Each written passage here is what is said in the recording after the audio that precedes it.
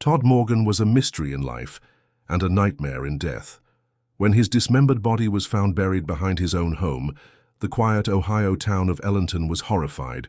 But as investigators peeled back the layers of his carefully constructed life, they uncovered a chilling truth. Todd wasn't who he said he was. Hidden rooms, fake identities, offshore accounts, each clue led deeper into a global web of arms, trafficking, espionage, and betrayal. What began as a murder case soon became a hunt for a man who had been running from something far more dangerous than death itself. Todd Morgan lived in the small, quiet town of Ellenton, Ohio, the kind of place where people still left their doors unlocked, and the local diner knew everyone's name. Todd, at 42 years old, blended in perfectly with the sleepy rhythm of the town. He lived in a modest, single-story home on the edge of a wooded street, just far enough from downtown to avoid the noise, but close enough to walk to work. Each morning he could be seen walking down Main Street, coffee in hand, heading toward the local hardware store, where he'd worked for nearly a decade. To those who knew of him, and that wasn't many, Todd was just another quiet face in the crowd. He wasn't married, had no known family, and didn't socialize much outside of work. He didn't go out to bars, didn't join the bowling league, and rarely attended community events. His co-workers said he was reliable, polite, but reserved. He never shared much about his personal life. A few thought he might be shy or maybe just preferred being alone. Either way, no one gave him a second thought. His home mirrored his lifestyle, clean, quiet, and unremarkable. The lawn was always freshly mowed, the blinds always drawn. Deliveries arrived occasionally, but never anything unusual. No one ever saw visitors come or go. Even his trash, when rolled out to the curb on Thursdays, was meticulously sorted and never gave away more than it had to. For all intents and purposes, Todd Morgan was a man who kept to himself and lived a simple, uneventful life. That's why the discovery behind his house sent shockwaves through the community. It started like any other Thursday morning. Rain had fallen steadily overnight, turning the narrow alley behind his home into a slick, muddy trail. A city maintenance worker was checking a drainage issue when he spotted something strange sticking out from behind Todd's large metal trash bin. At first he thought it was a mannequin arm, the kind used for Halloween decorations or pranks. But as he stepped closer, a foul odor hit him, sharp, unmistakable. Wrapped tightly in layers of plastic and duct tape was a human arm, decaying and discolored. Police were called immediately. Within hours, the property was taped off, and investigators began to search the area. As they dug near the back of the shed, they unearthed more body parts, legs, torso, and finally a head. The victim had been dismembered with precision, and the remains were buried in a shallow, hastily dug grave just feet from where Todd had lived. The most horrifying revelation came the next day, when forensic analysis confirmed what no one could believe. The body was Todd Morgan's. The man everyone thought was quietly living a normal life had been brutally murdered and hidden on his own property. But if Todd was dead, who had been keeping his house spotless? Who had been seen closing the blinds just 2 nights earlier? As rumors spread and panic grew, one thing became clear. Nothing about Todd Morgan was what it seemed. The moment law enforcement stepped into Todd Morgan's house, something felt off. From the outside, the home looked exactly as expected, modest, tidy, almost forgettable. But inside it was unnervingly clean, not just neat or organized, but obsessively scrubbed. Every surface gleamed. The floors were spotless, the counters bare, and even the refrigerator was arranged with military precision. It was as if someone had tried to erase any trace of human presence. There were no dirty dishes, no laundry, no photos on the walls. The furniture was perfectly positioned, untouched. A faint chemical smell lingered in the air, hinting that bleach or some industrial-grade cleaner had been used recently. Detectives moved room to room, puzzled by the unnatural order of the house. Nothing appeared stolen or broken. Todd's wallet was found in a drawer containing his driver's license and about $60 in cash. His phone was nowhere to be found. On the kitchen table sat a single unopened envelope with no writing on it. Inside was a blank piece of paper. That was the first real clue something was being hidden. In the hallway closet, behind a row of neatly arranged coats, an officer noticed a small crack along the back panel. Tapping it revealed it was hollow. They removed the coats, pried open the panel, and discovered a hidden staircase leading to the basement. Unlike the pristine condition of the main house, the basement was dark, cold, and unsettling. The concrete walls were unpainted, the air damp.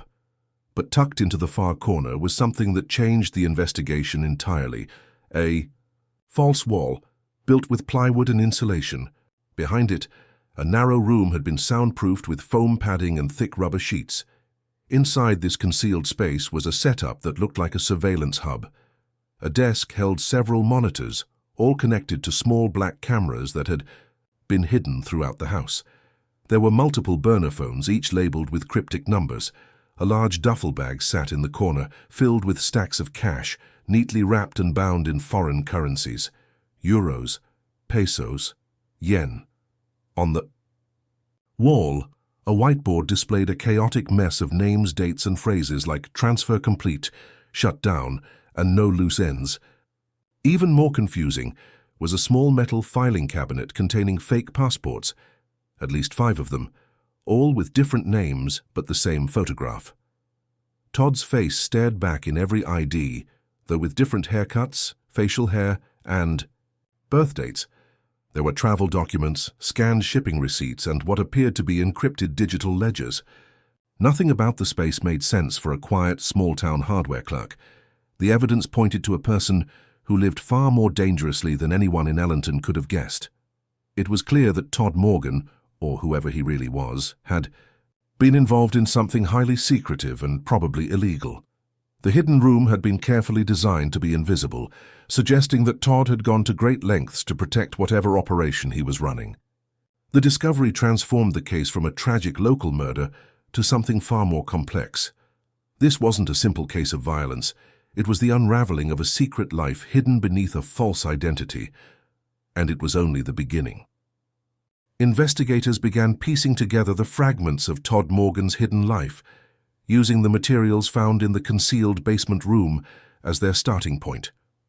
The false identities, burner phones, and foreign currencies were disturbing enough, but the real breakthrough came when analysts managed to recover partial data from a damaged hard drive found near the desk.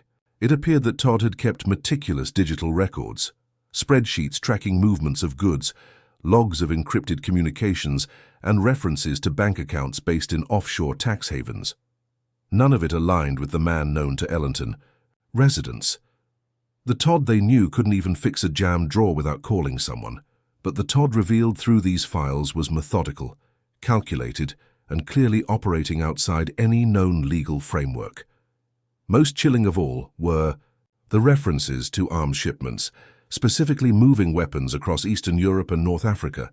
Several entries included photographs, grainy surveillance-style images showing crates of rifles, ammunition, and even explosives. Dates were attached. So were names. Some of them belonged to known criminals flagged in international watch lists. Others, curiously, belonged to seemingly ordinary individuals, bank clerks, warehouse workers, and small-time businessmen. Todd had been watching them all. The discovery led to more questions than answers. What was Todd's role? Was he a part of the operation, or was he monitoring it from the outside? If he was planning to expose this network, who had he been working with? The list of names found on the whiteboard in his basement seemed to function like a map, connecting dots across continents. But without access to the full data, which had been partially erased, investigators were left with fragments, unable to determine whether Todd had been a whistleblower, a double agent, or something else entirely. Then came a shocking twist. Surveillance footage from a gas station ATM, located just 4 blocks from Todd's house, showed a man who looked exactly like him withdrawing money 3 days after the coroner's estimated time of death.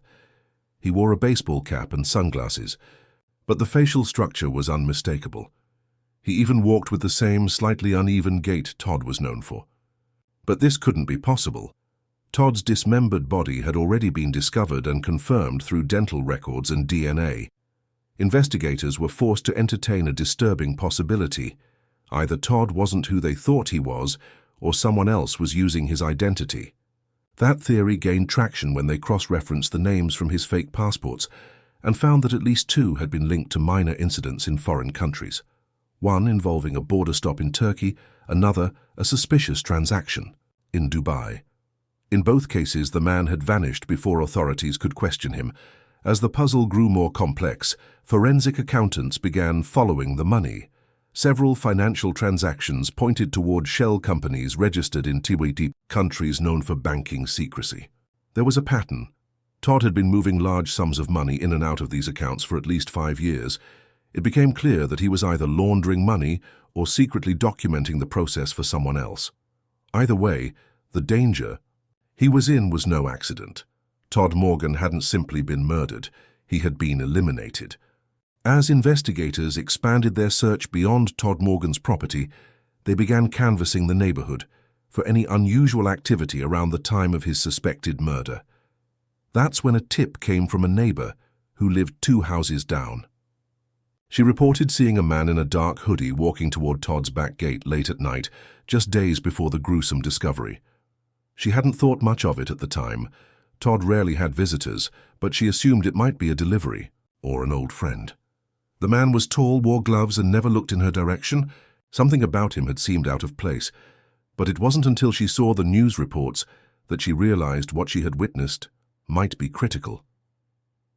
Investigators pulled traffic and surveillance footage from nearby intersections and businesses. One grainy clip from a camera mounted above a gas station showed a silver sedan parked outside Todd's home around 2:43 a.m. on the night the neighbor mentioned. The quality of the image made it hard to identify the license plate, but enhanced zoom revealed a driver, male, wearing a dark cap and what looked like a military-style jacket. The vehicle was later spotted again leaving town just before 4 a.m., heading west on a rural route with minimal camera coverage.